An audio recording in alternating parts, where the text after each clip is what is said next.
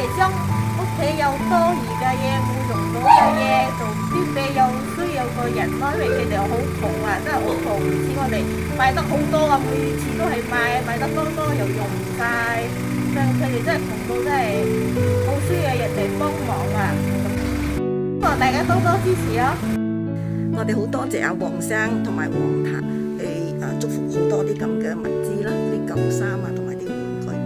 具，所以咧就救到我哋要愛去送出去。好多謝大家，你哋注意我哋呢個 post，我依家要將啲嘢